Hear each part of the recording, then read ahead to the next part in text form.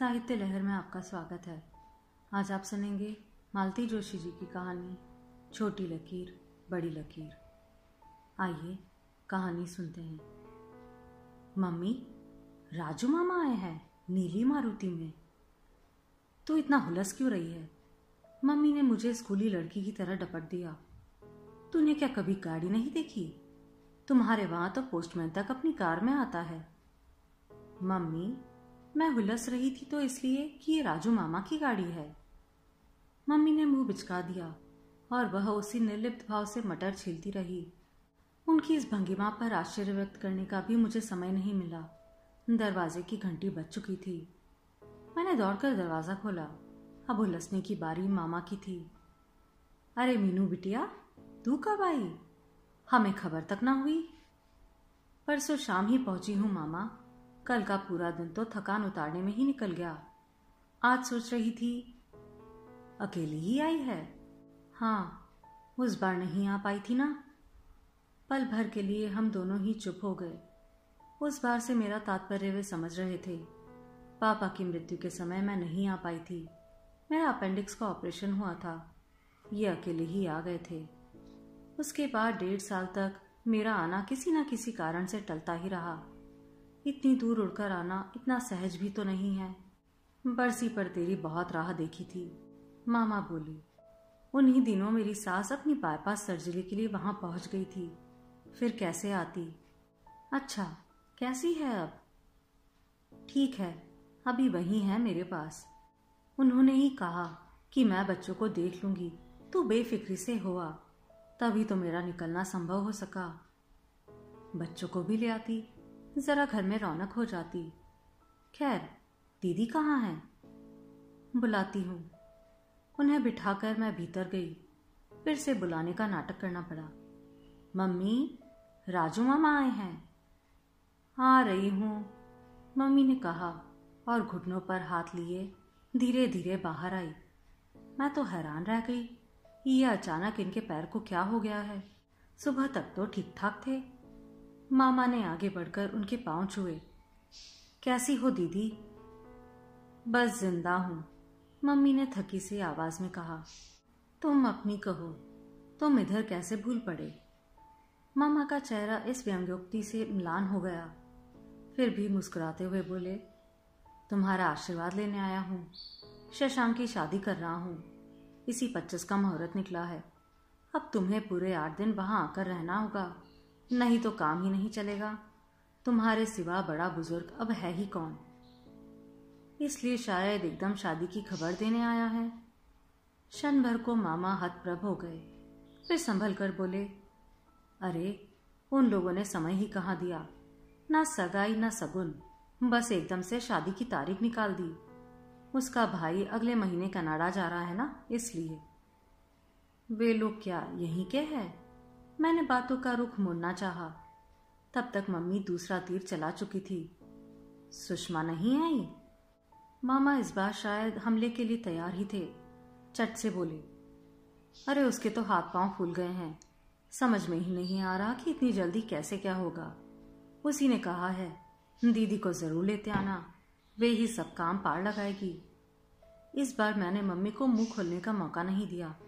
पूछा, अच्छा मामा, यह बताइए क्या लेंगे, चाय या कोल्ड ड्रिंक? इस समय तो कुछ नहीं लूंगा बेटे, अभी बहुत जगह जाना है।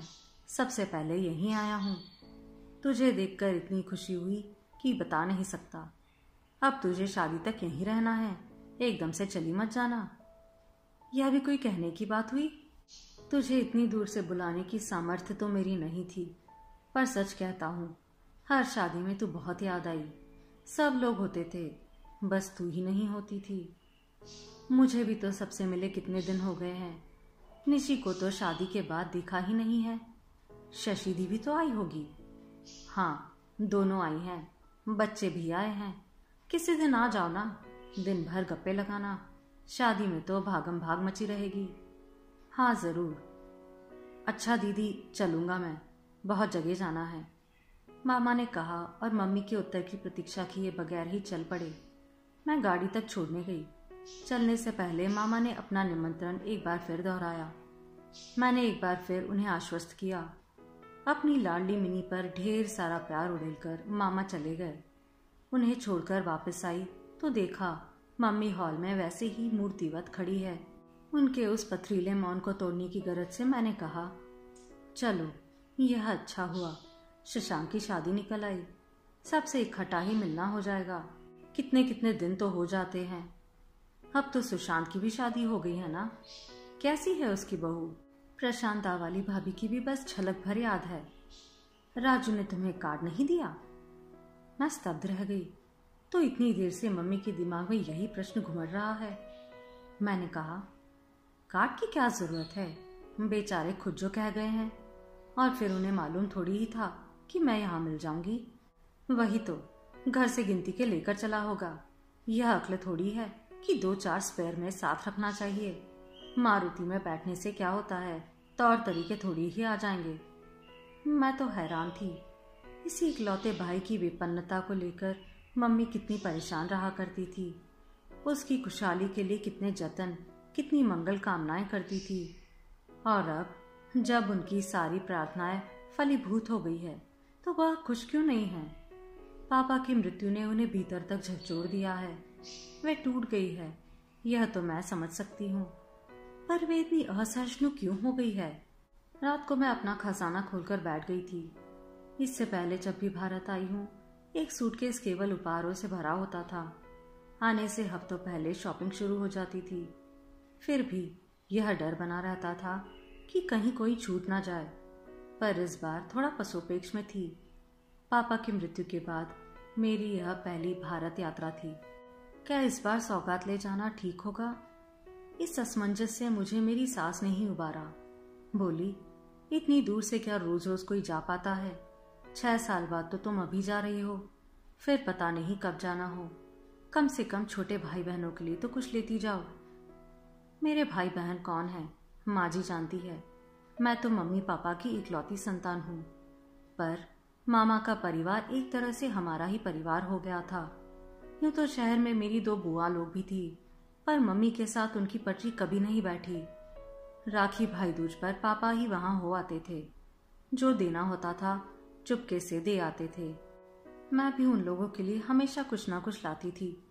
पापा बड़े खुश होते थे, पर उन सौगातों को मम्मी की नज़र से बचाकर रखना पड़ता था, नहीं तो घर में अच्छा खासा नाटक हो जाता था।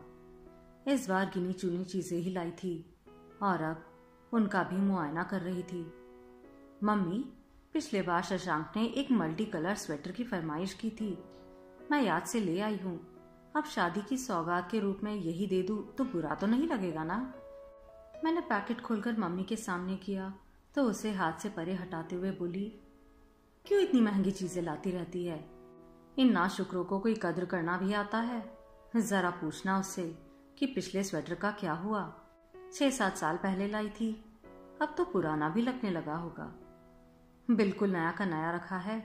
उस दिन मिस्रानी का लड़का पहनकर आया था, तब मैंने देखा। लोग तो इम्पोर्टेड चीजों पर जान छिड़कते हैं और ये नौकरों में बांटते फिरते हैं। मिस्रानी का लड़का?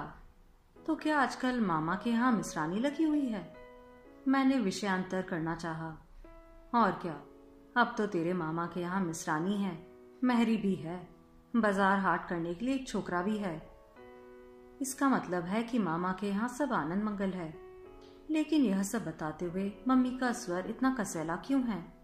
पिछली बार जब आई थी तब मम्मी ने ही हुलस कर बताया था, प्रशांत की बहू तो जैसे साक्षात लक्ष्मी का रूप धारण करके आई है।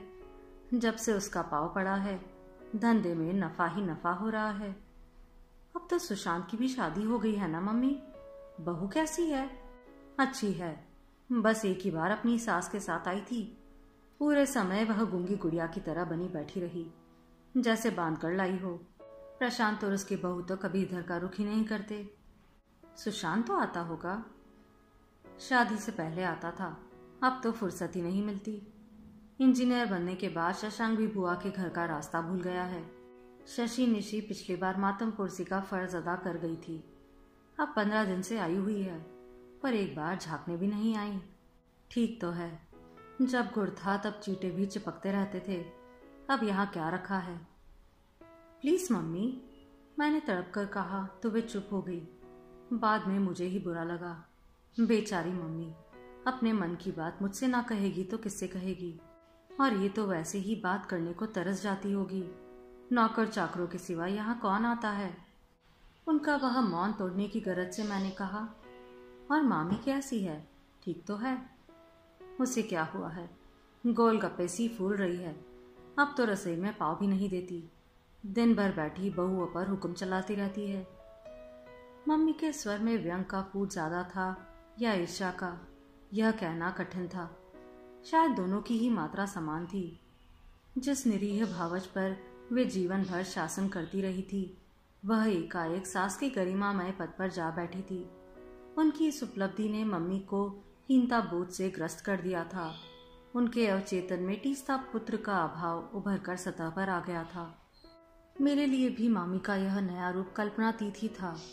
इससे पहले उन्हें जब भी देखा, रसोई में खटते ही देखा था। 5-5 बच्चों का साथ था। पति की आमदनी नहीं के बराबर थी। गृहस्थी की परेशानी उन्हें कभी सिर उठाने नहीं देती, पर मैंने उन्हें कभी मुंह लटकाए नहीं देखा। अपने घर में तो व्यस्त रहती ही थी, हमारे यहाँ आती तो किचन में कैद हो जाती। उतनी देर मम्मी को आराम हो जाता, फिर मेरी पापा की फरमाइशों का दौर शुरू होता। मामी हंसी खुशी उसे पूरा कर जाती। होली हो, दिवाली हो, मेरा जन्मदिन हो या शादी की सालगिरह, मम्मी सुषमा के भरोसे निश्चिंत रहती थी। वे तो सिर्फ प्लान बनाती थी, सारा काम मामी ही आकर निपटाती थी। ईश्वर ने उनके साथ सचमुच बड़ा न्याय किया था। ऐसी सुगढ़ महिला को इतना अकर्मण्य पति मिला था, पर उन्होंने कभी माथे पर शिकन नहीं आने दी। देर से ही सही, उनकी तपस्या फली है। अब सारे सुख उनकी झोली में आ पड़े हैं। मुझे सचमुच बहुत अच्छा लगा, पर मम्मी के आक्रोश का अंत नहीं था। कही जा रही थी, इस सुषमा को देखो, इसके लिए मैंने क्या नहीं किया। जिन बेटों के बल पर रानी बनी हुई है, उनके लिए कपड़े तक बनवाने का हौसला नहीं था इसका। पढ़ाई लिखाई तो दूर की बात है, पर आज इसे मेरे यहाँ आते शर्म आती है। शशि और प्रशांत की शादी में इसके पास पहनने को ढंग की साड़ी तक नहीं थी। मैंने अपनी निकाल कर दी थी, और आज यह इतनी व्यस्त हो गई है कि निमंत्रण देने भी नहीं आ सकी। मम्मी, तुमने जो किया उसे दुनिया जानती है। वे लोग ना माने तो उससे क्या होता है, पर तुम बार बार कहकर छोटी क्यों होती हो? यह अच्छा नहीं लगता। जब जी जलता है ना बिट्टो, तभी बात मुंह से निकलती है। बुरा तो मुझे भी लगा था मम्मी, मैंने स्वीकार किया। तुम्हारा इतना मान तो रखना ही था।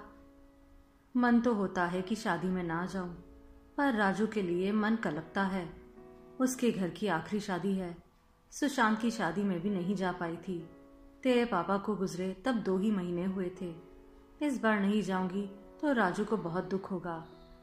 वह बेचारा तो अब भी मेरा उतना ही मान रखता है।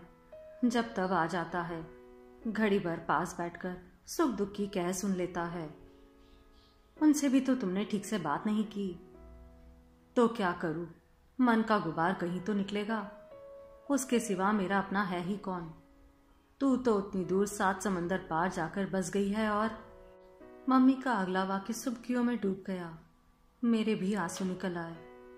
परसों से जो रुलाई हम दोनों के मन में घुमड़ रही थी, उसे जैसे बाहर आने का बहाना मिल गया। उस रात बड़ी देर तक नींद नहीं आई। मम्मी का अकेलापन मन को कचोटता रहा। अपनी बेबसी पर कोफ्त हो आई, जिसने मुझे इससे पहले आने ना दिया।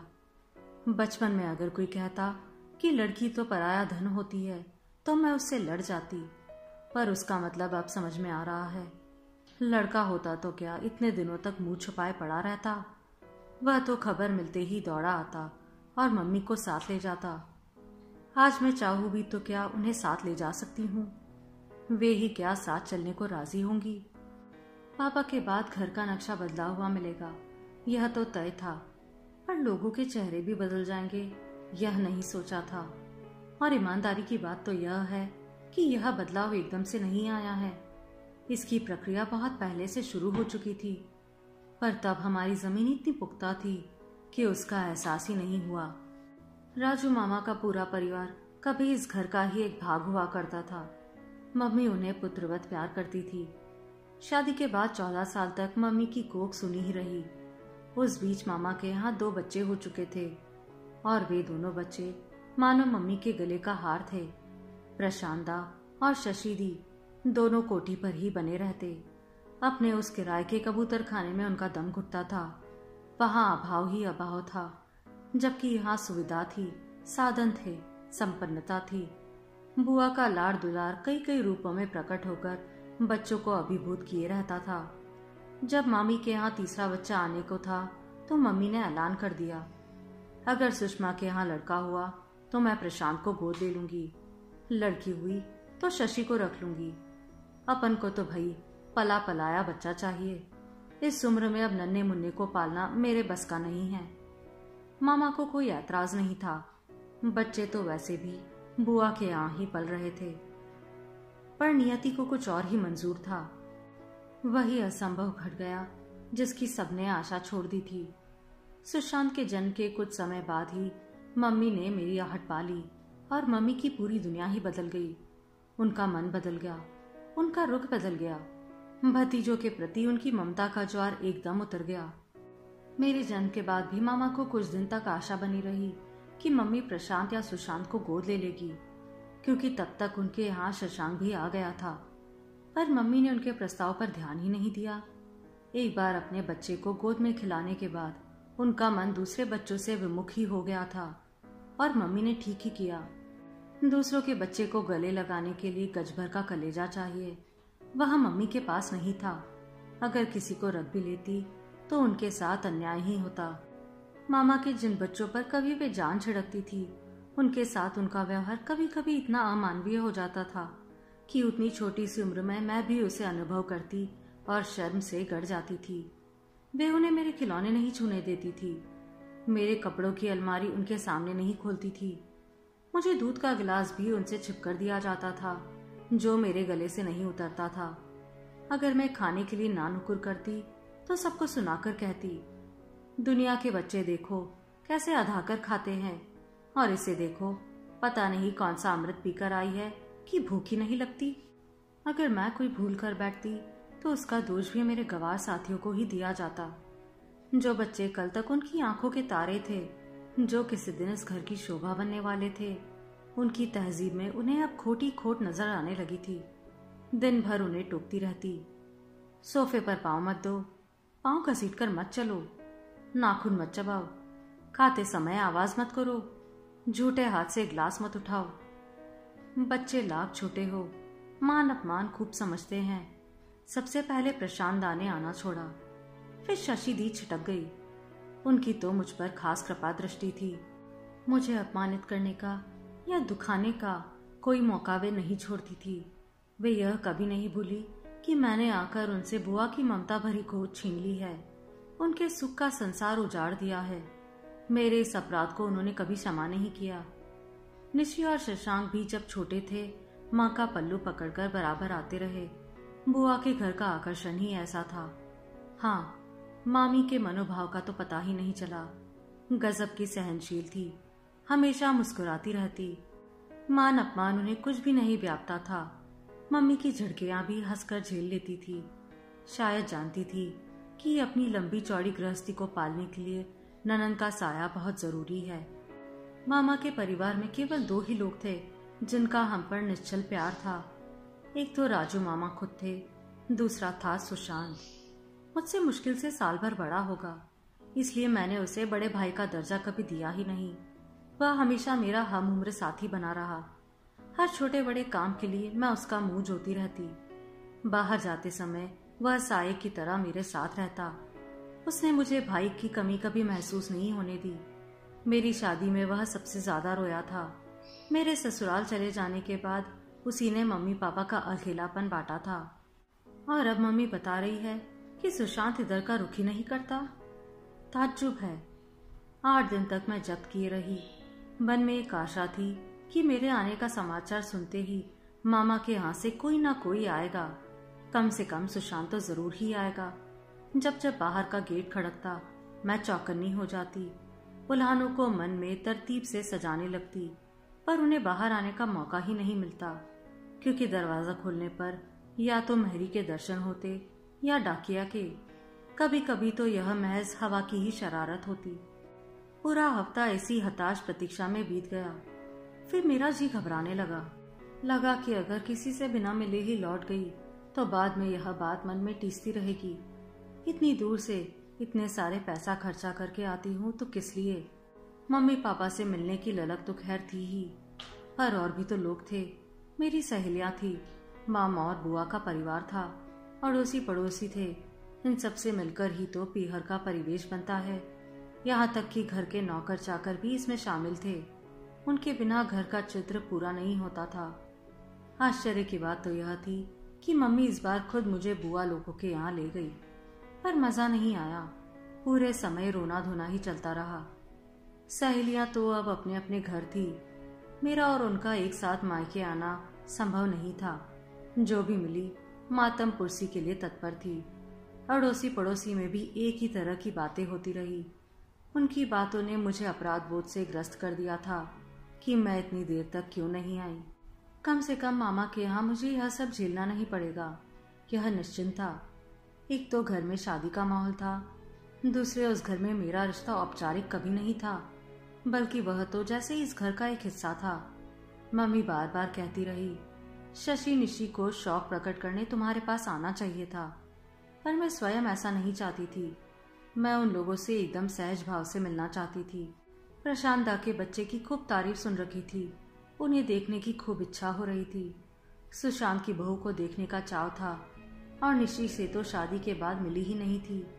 सुना था शशि दी के पति भी अब क्लास 1 ऑफिसर बन गए हैं और गाड़ी वाड़ी ले ली है। यह सब देखने सुनने का चाव था, पर अभिमान की एक छोटी सी फांस मेरे मन में भी अटकी थी, जो मुझे उधर का रुख नहीं करने दे रही थी। फिर एक दिन पता चला कि हम लोगों की अनुपस्थिति में मामा मामी होकर गए हैं। फिर तो मुझे बहाना मिल गया। मामा का लाड़ दुलार, मामी का प्यार मनुहार, हम सब भाई बहनों की धींगा मस्ती सब नए सिरे से याद आने लगा। अपने घर में तो मैं अपने माँ बाप की इकलौती लाडो थी। मामा के यहाँ भी राजकुमारियों से नाज उठाए जाते थे। उनकी बेटियां इसलिए कभी कभी ईर्ष्या से जल भून जाती थी। मम्मी इजाजत नहीं देगी यह मालूम था, इसलिए एक दिन शॉपिंग का बहाना करके अकेले ही निकल पड़ी। यह मुझे मालूम था कि मामा का किराया वाला दड़बा 7-8 साल पहले ही छूट गया है। छोटा सा ही सही, अब उनका अपना मकान है। गांव में नाना जी के नाम पे थोड़ी सी जमीन थी। मुकदमेबाजी करके पापा ने बड़ी मुश्किल से छुड़ाया था। फिर मम्मी का हिस्सा भी मामा के नाम करके उसे बेच डाला था। उन्हीं पैसों से यह छोटा सा मकान खरीदा गया था। सारी दौड़ धूप पापा ने की थी, पर मम्मी ने सारा श्रेय प्रशांत दा की लक्ष्मी बहू को दे दिया था।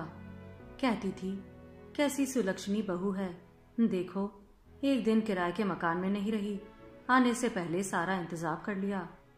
शहर से बाहर एक सुनसान कॉलोनी में होने से वह मकान सस्ते में मिल गया था, पर अब ऑटो रिक्शा में आते देखा तो सड़क के दोनों किनारे घनी बस्ती बन गई थी। एक से एक सुंदर इमारतें नजर आ रही थी। पापा की दूरदर्शिता की दाद देनी पड़ेगी। वे खूब जानते थे कि 4-5 साल में शहर यहाँ तक खींच आएगा। मकान मेरा देखा हुआ था, पता भी पूरा याद था, पर जिस मकान के सामने मेरा रिक्शा रुका था वह तो पहचान ही नहीं आ रहा था। शादी में रंगारोगन तो सभी करवाते हैं, पर मामा ने तो एक मंजिल चढ़ा ली थी। आसपास की खाली जगह भी घेर ली थी। सामने बड़ा सा जालीदार बरामदा निकल आया था। पुराने कमरे तो बाहर से नजर ही नहीं आ रहे थे। दरवाजे पर वही नीली मारुति खड़ी थी। शायद कहीं जाने का प्रोग्राम था। दोनों बहनें पीछे की सीट पर थी, सामने भाभी बैठी थी। ड्राइवर की सीट खाली थी। शायद प्रशांत दा का इंतजार था। मम्मी ने मामी के लिए कहा था कि गोलगप्पू सी फूल रही है, पर यह वर्णन तो प्रतिभा भाभी के लिए भी लागू हो रहा था। ऑटो के पैसे चुकाते जैसे ही मैं मुड़ी, प्रशांत दा घर से निकले। अरे मिनी, तू कब आई? मुझे आए तो 15 दिन हो चले हैं। मामा ने बताया तो होगा, मैंने शिकायती लहजे में कहा। अरे मेरे और डैडी की तो 2-2 दिन तक मुलाकात ही नहीं होती है। डैडी, यह संबोधन मेरे लिए नया था। मैंने बताया तो था, आपको कुछ तो याद रहता नहीं है। भाभी ने उलाना दिया। प्रशांत दा हंसकर रह गए। मिनी, अभी तो बैठोगी ना, हम लोग बस अभी आते हैं, शशि दीदी ने कहा। ओह श्योर, मैंने कह तो दिया, पर मन खट्टा हो गया। माना कि बाहर जा रहे थे, जरूरी काम रहा होगा, पर 2 मिनट रुककर बात तो की जा सकती है। उन तीनों ने तो नीचे उतरने की जहमत तक नहीं उठाई, जैसे गाड़ी कहीं भागी जा रही हो। मम्मी ठीक ही कह रही थी, मारुति में बैठने से तहजीब थोड़ी ही आ जाती है। मामी ने देखते ही अंक में भर लिया, पर पता नहीं क्यों ऐसा लगा कि उस स्पर्श में पहले किसी ऊष्मा नहीं थी। या हो सकता है यह मेरा वहम हो। घर में एक गहमा गहमी थी, एक व्यस्तता का माहौल था। शादी के घर में यह स्वाभाविक ही था, पर मुझे लगा कि मेरे सामने कुछ ज्यादा ही नाटक किया जा रहा है। मामी बता रही थी, लड़कियों ने 2 बार तेरे पास जाने का प्रोग्राम बनाया, पर कोई साथ ही नहीं मिला। किसी को दम साधने की फुर्सत ही नहीं। दूल्हे अपने इंटरव्यू के चक्कर में लगा हुआ है। आज भी दिल्ली गया है। फेरों तक लौट आए तो गनीमत है। बड़ी मुश्किल से तेरे मामा को उस दिन पटाया था, पर तुम लोग मिले ही नहीं। बड़ी बुआ के यहाँ चले गए थे। मैंने थके से स्वर में कहा, आजकल बीमार चल रही है। उसी समय गुलाबी शिफॉन में लिपटी एक गुड़िया सी लड़की मेरे लिए पानी ले आई और मामी की रामायण से मुझे निजात मिल गई। ये रश्मि है, सुशांत की बहू। मैं प्रतीक्षा करती रही कि वे मेरा भी परिचय देगी। हार कर मैंने कहा, मामी उसे मेरा नाम भी तो बताओ, नहीं तो वह समझेगी यह कौन नई बला आ टपकी है। हमें पता है, उसने शर्मीले अंदाज में कहा। इन्होंने अभी बताया था। सुशांत घर में है? मैंने आहत स्वर से पूछा। मन में फिर एक धक्का सा लगा। अभी अभी आए हैं। रश्मि ने पति की पैरवी की। कह रहे थे चाय साथ ही लेंगे। चाय बकायदा डाइनिंग टेबल पर लगाई गई। लंबा चौड़ा सरंजाम था। सुशांत भी आकर बैठ गया था, पर मुझे ना तो नाश्ते में मजा आया ना बातों में। एक जमाना था जब माँ भी मुझे देखकर ही लपक कर रसोई में घुस जाती थी। साधन सीमित थे, हाथ हमेशा ही तंग रहा करता था, पर वे मेरी पसंद की कोई चीज जरूर बना देती थी। उसमें एक अनोखा स्वाद हुआ करता था, क्योंकि उसमें प्रेम होता था, आस्था होती थी। यहाँ तो कोरी औपचारिकता थी, दिखावा था। नाश्ते के बाद मामी दुल्हन के गहने कपड़े दिखाने लगी। सभी कुछ सुंदर था। मेरा मन अकारण ही पीछे लौट गया। शशि दी की शादी में मम्मी ने सेट बनवा कर लिया था। मामी के पास ढंग की 2 साड़ियां भी नहीं थी। अब तो चित्र ही बदल गया है। पता नहीं ये लोग कौन सी जादू की छड़ी पा गए हैं। मिट्टी में भी हाथ लगाते हैं तो सोना हो जाती है।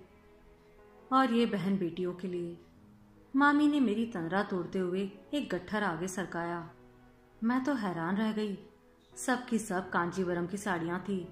मैं सबको यूं ही उलट पलट कर देख रही थी कि एक पर तो नजर अटक कर रह गई। नारंगी रंग की जमीन पर गहरे हरे रंग की जरी का बॉर्डर था और पल्ला भी इतना खूबसूरत था कि बस। साड़ी पर से आंखें उठाते ही देखा दोनों सास बहू एक दूसरे को देखकर मुस्कुरा रही थी। मैं बुरी तरह झेप गई। रश्मि बोली, यह साड़ी मम्मी जी ने पहले ही आपके नाम कर दी थी। आपकी पसंद का इतना सही अंदाजा था उन्हें। होगा नहीं क्या? उसे क्या आज पहली बार देख रही हूँ? गोदी में खिलाया है मैंने। उसकी पसंद नापसंद मैं ना जानूंगी? मामी इतनी महंगी साड़ी मैं नहीं लूंगी। तेरी मामी की हैसियत ही क्या है बिट्टो? यह तो तेरे भाई दे रहे हैं। महंगी सस्ती जैसी भी हो, तुझे पसंद तो है ना? देख, पहनना जरूर, नौकरों में मत बांट देना। मामी, मैंने मुंह फुलाकर कहा, अव्वल तो वहां नौकर होते नहीं है, और मैं क्या कोई राजरानी हूं जो कांजीवरम की साड़ियां नौकरों में बांटती फिरूंगी? अरे मेरी लाडो, तू किसी राजकुमारी से कम है? मामी ने मुझे आंख में भरकर चूम लिया। मेरे आंसू निकल आए। मामी निहाल हो गई, पर वह उन आंसुओं का भेद नहीं जान पाई। यह अच्छा ही हुआ। मामी की बात ने मुझे एक अपराध बोध में भर दिया। हालांकि वह अपराध बोध मेरा नहीं था। मामी ने हर बार मुझे साड़ियां दी, कोई तीज त्योहार खाली नहीं जाने दिया।